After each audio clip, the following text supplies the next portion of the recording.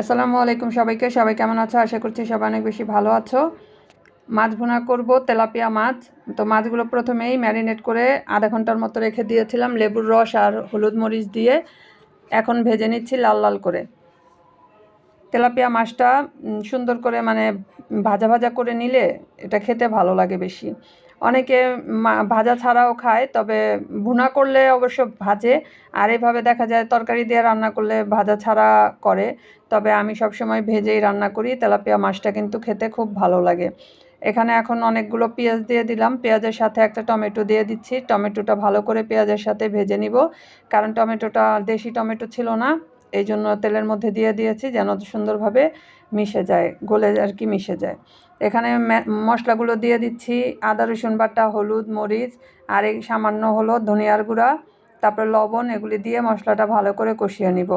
মাছ ভুনা করতে বেশি সময় লাগে না, তারপরেও কিছু মশলা আছে যেটা হলো পরিমাণে বেশি কম হলে কিন্তু মাছ ভুনার টেস্টটা কিন্তু ভালো লাগে না।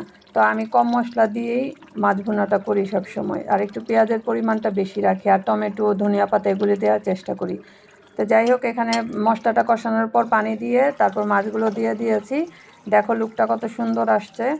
মাছ ভুনাটা কিন্তু খেতে খুবই মজা হয়েছিল। তোমাদের কাছে আজকের রান্নাটা কেমন লেগেছে সেটা তোমরা কিন্তু কমেন্টে আমাকে জানাবে। আর যারা আমার ফেসবুক থেকে আমার পেজটা ফলো করেছো তাদেরকে অনেক ধন্যবাদ, আর যারা ইউটিউব থেকে দেখছো তাদেরকে বলছি সাবস্ক্রাইব করতে। আর যদি করে থাকো তোমাদেরকেও ধন্যবাদ। আজকের রান্না তোমাদের কাছে কেমন লেগেছে জানাবে। সবাই অনেক বেশি ভালো থেকো। আল্লাহ হাফেজ।